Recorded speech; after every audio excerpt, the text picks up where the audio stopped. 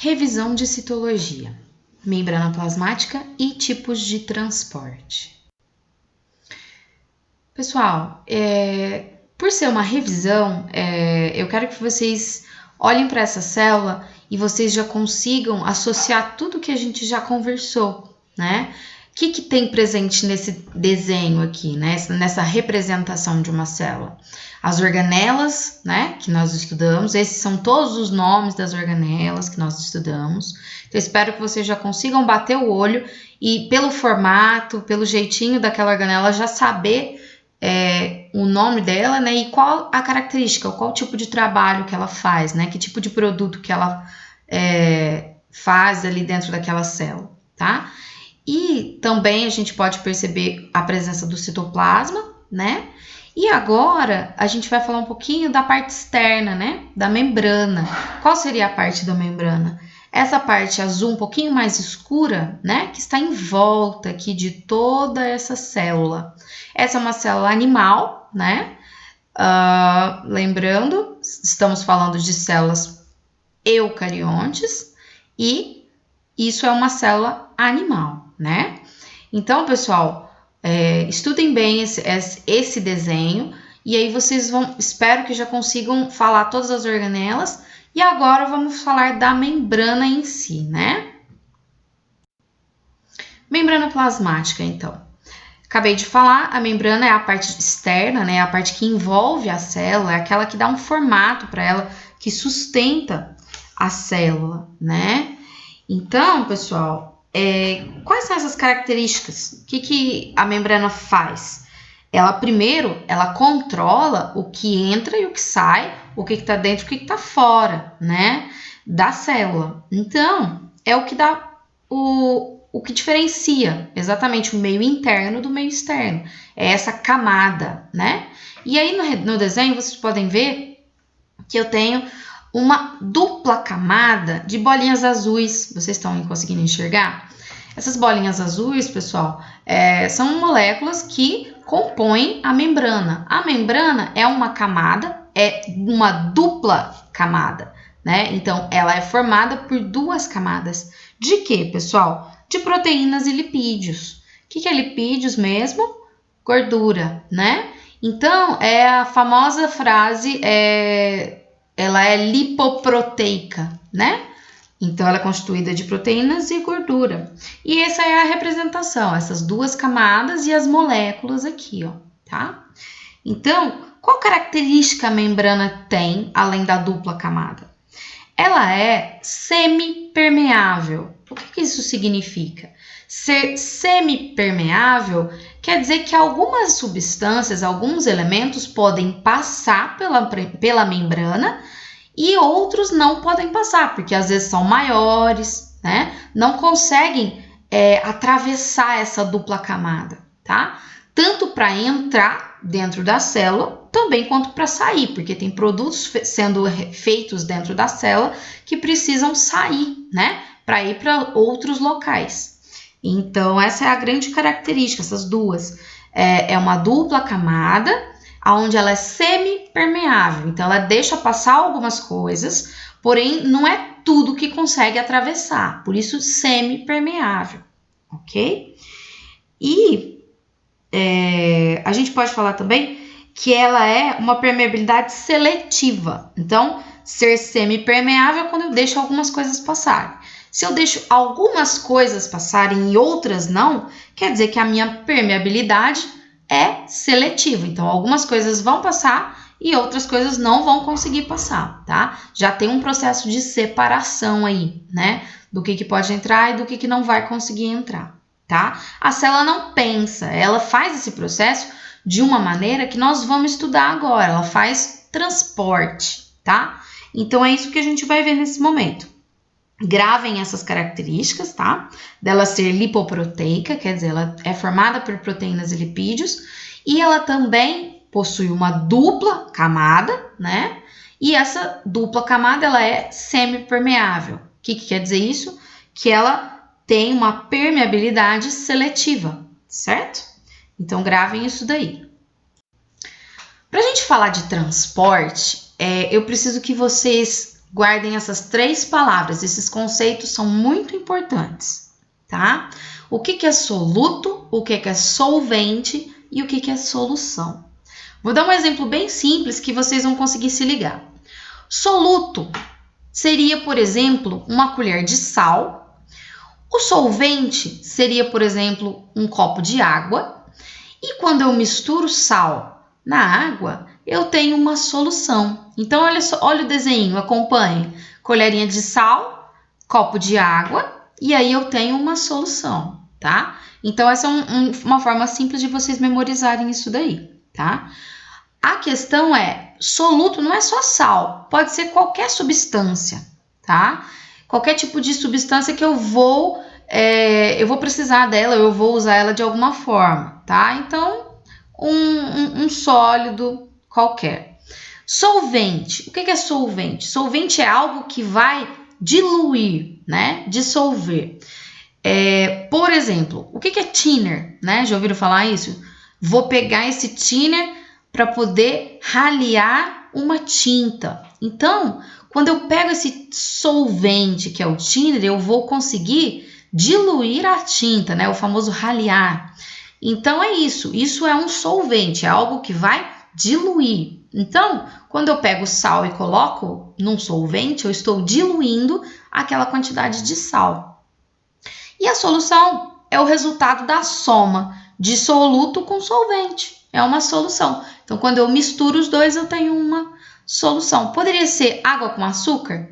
Sim, mesma coisa, tá? Mesmo processo. Quem seria o soluto? Açúcar. Solvente, água, tá? Então, gravem esse conceito, tá bom? Ele vai ser importante. Primeiro tipo de transporte, pessoal, osmose. O que é transporte mesmo? Transporte é quando eu saio de um local e vou para outro local. Eu saio da minha casa e eu vou para a escola. Nesse momento, eu vou sair e eu vou caminhando até a escola, por exemplo. Eu faço o quê? Um transporte. Eu saio da minha casa e chego na escola, certo? Então, nesse mesmo pensamento, osmose é um tipo de transporte, ou seja, algo vai sair de onde está e vai parar em outro lugar. Então, osmose é a passagem do quê, pessoal? É a passagem de moléculas de água através da onde? Da membrana da célula. E ela vai fazer esse processo, pessoal, por algum motivo, tá? Quando a água passa de um meio para outro, esse processo de osmose, ele faz através da concentração, tá? Então, olhem o desenho, pessoal. Aonde tem mais pontinhos verdes? Do lado direito, né? O lado direito, então, representa esses pontinhos verdes, são as moléculas de glicose, né? Glicose é açúcar, lembra? Então, esse local tá cheio de moléculas de glicose. No lado esquerdo tem pontinhos verdes? Não tem. Então, aonde está mais concentrado de glicose? Do lado direito, né? Então, pessoal, a água, ela vai fazer um transporte de onde ela sai do meio que está menos concentrado, no caso aqui no exemplo de glicose, para o meio que está mais concentrado de glicose. O que a osmose quer fazer, pessoal? Ela quer ajudar o processo de diluição, né? Eu quero que esse local fique menos concentrado de moléculas de glicose. Então, eu preciso ter um equilíbrio. Então, a água, ela vai atravessar a membrana para poder fazer isso, esse processo de diluição, de tentar diminuir a concentração, tá? De alguma molécula. Pode ser de sal? Pode ser de sal, tá? Então, pessoal, a osmose é a passagem de moléculas de água de um meio que está menos concentrado para um meio que está mais concentrado, tá? Então, um exemplo, pessoal, se eu pegar uma batata e aí eu cortá-la no meio, pegar uma colher de sal, colocar em cima dessa batata, vocês podem fazer isso na casa de vocês, deixa quietinho. Daí, uns 15 minutos você volta, começa a perceber que a batata tá perdendo água, começou a pingar a água daquela batata. Por quê? A água que está dentro da batata, ela sai porque em cima tá cheio de sal. Então, ela quer dissolver esse sal que tá ali em cima. Então, a água passa para tentar fazer essa diluição, um processo de osmose, tá? Então, é esse, de uma forma bem simples, o primeiro transporte, que é a osmose, transporte de água, não se esqueça. Segundo, após a osmose, pessoal, acontece um processo que eu preciso explicar aqui para vocês, que é o seguinte.